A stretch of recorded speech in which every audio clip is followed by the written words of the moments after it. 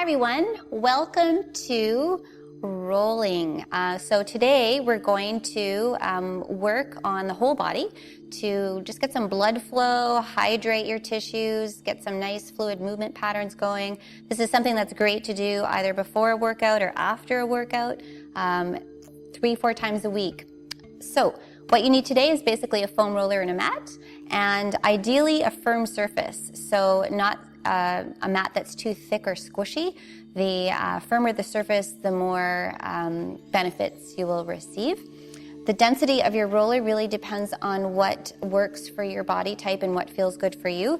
Rolling can be kind of painful, but you do want it to be tolerable. So everyone is a little bit different. You can get really firm, hard rollers and softer rollers and everything in the middle. So really choosing the right roller for you is really key. So we're going to start from the upper body and work our way down. We're going to come to the side, and we're actually going to start at the neck. So I'm going to get you to just place the back of your head and neck on the roller with your knees bent. And we're going to go through some really gentle yes type motions. So nodding that chin down and up, keeping contact on the roller, and just getting a nice little massage there into the back of the neck. So you can do that 8 to 10 times or so. Not too quick. You want to move slow enough that you can really feel all the little sensations that you might not notice if you go faster. And then after 8 to 10 or so, we're going to go into a no side-to-side rotation motion.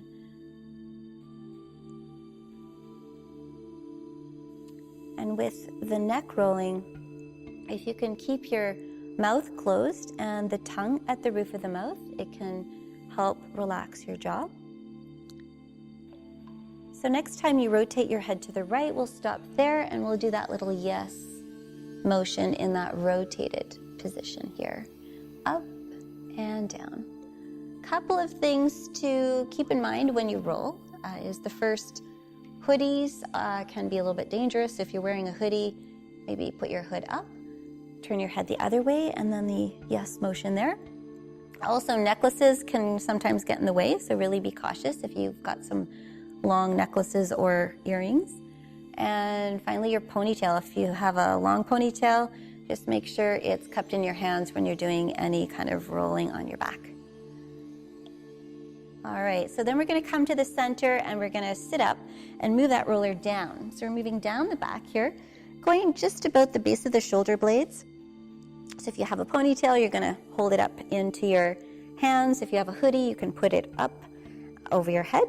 So elbows are angled forward, so now you can really cup and support your neck and head. We're going to lift the hips off the floor. So rolling does take a little bit of strength. And then we're going to roll up to the back of your shoulders and down, about halfway down your back. So ideally, you want to stay off the lower back. We don't have any ribs down there to protect our organs, and the last 2 ribs are floating, so they're not really attached to anything. So the general rule of thumb is to kind of stay off that lower back area. It's a little more vulnerable. So here we're kind of getting at that upper back area, keeping a little tuck of the chin and taking your time, like I said before, to really notice where you might be the tightest and maybe spend a little more time in that area. So once we do that, again, about 8 to 10 times, you're going to lower your hips down.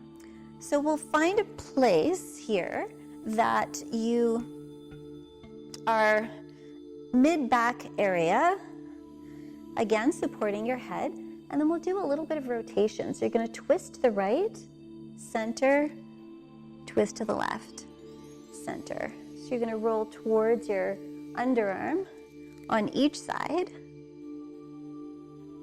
And then we're going to add a little reach of the arm.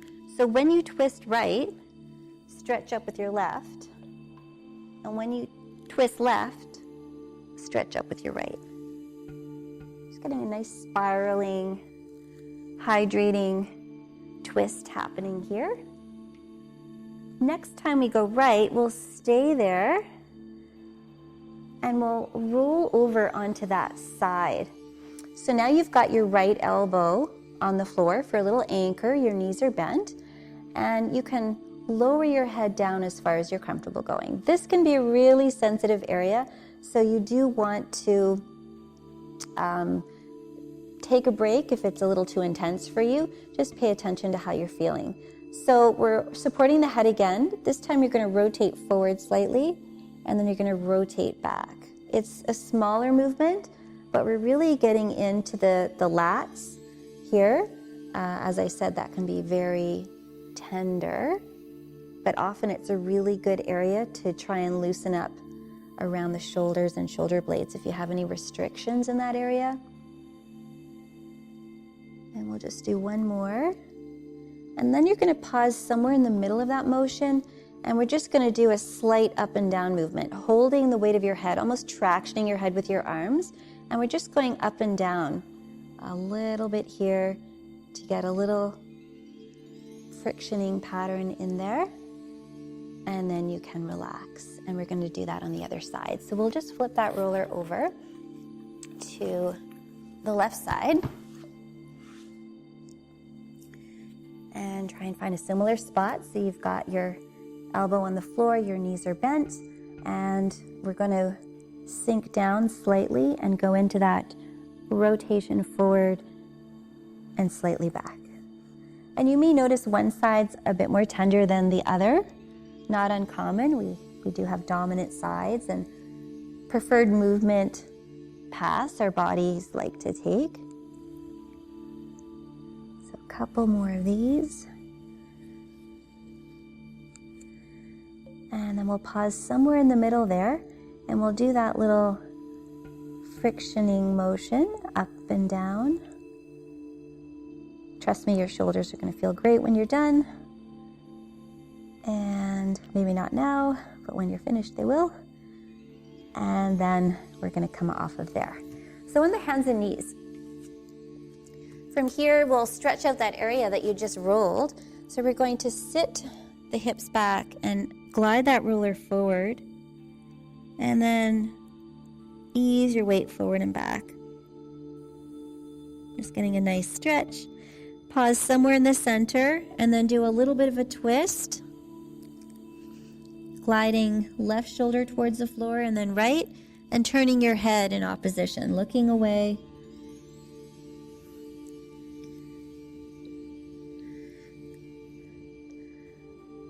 And then we'll pause there in the center. We'll bring that roller in towards your knees, and we're going to move down to the lower body. So we're going to go to the legs, taking the roller first of all above your knees and coming onto your elbows. So once again, this is going to take a little bit of strength. You want to be in a plank-like position so your back is nice and straight. You're not letting your back hang down. You've got your abs pulled in. Head is in line with your spine. And we're above the actual joint. So you're on the connective tissue, soft tissue above your knees. From here, you're going to roll up to your hips and bend your knees, heels towards your bottom, and then straighten your legs as you go down. So rolling up and rolling down. Taking some nice deep breaths. This can be, again, another sensitive area for many people. And if it's particularly sensitive, chances are it's an area you really need to work on. All right, so we're going to pause towards the lower third of your thigh. And then we're going to go into a bit of a twist from your hips down to your feet. So you're going to rotate your legs left and right. The hips, the knees, the feet are going to twist. And this is that little frictioning pattern we did with your shoulder and back, but now into the legs. Again, this can feel a little bit yucky, but great when it's done. We're going to move up the leg, doing that little rotation, and then we'll pause somewhere in the halfway up the thigh point, and then you're just going to rotate your feet and knees side to side. This can be a really great exercise if you're prone to knee issues. Really tight, bound down quads can sometimes contribute to that. All right, and then we'll relax in the center and bring those legs down. From there, we're going to take that roller forward and we'll move into your calves. So the backs of your legs. So there's a few different ways you can do calves. One takes a lot more arm strength, and that's a seated position like this. So in this position, what I suggest is you cross your left leg over your right in order to really target that right leg. Lift your hips up, and then you're going to roll that roller up and down your calf. So the weight of your left leg is increasing the pressure on that calf. So if this is very challenging for you to do, you could lie all the way down and just press down with that left leg and do a smaller motion with your right leg. So that's an option for you there too. And if you're super sensitive in the calf, it might just be that you stay here and you just twist. This can certainly be enough. So you're rotating that right leg from the outside to the inside and getting that frictioning motion. You're going to pause in the center and then rotate that right foot in a circle and then rotate it in the other direction. And then we'll relax. So let's go into the other side. So pick the method of choice, whether it's the seated or the lying down method. Start with the roller around the widest part of your calf is what I suggest, and then go through that pattern of rolling up and down. And once again, you might find one leg much more sensitive than the other.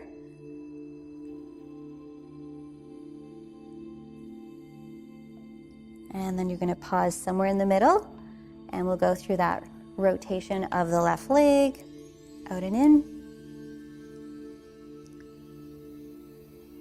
Pause there in the center and rotate that left foot around.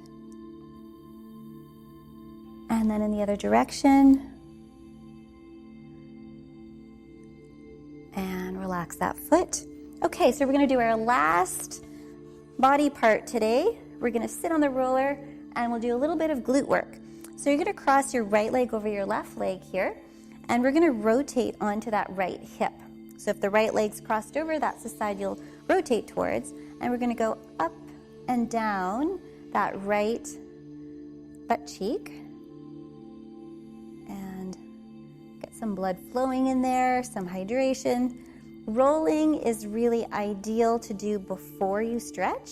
It really helps to increase blood flow to your connective tissues, to your muscles, to your nerves,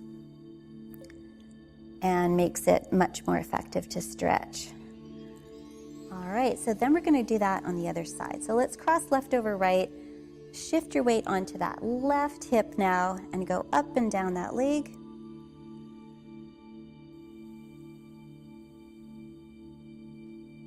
Again, 8 to 10 times is what I suggest. And we'll relax there in the center. Take that leg down, and you can come on off that roller. And you can just put that roller to the side. And roll your shoulders back a few times. And maybe just take note of how you feel now compared to how you felt when you started. And that's all I've got for you today. So happy rolling. I hope you enjoyed the session today, and we'll see you again next time.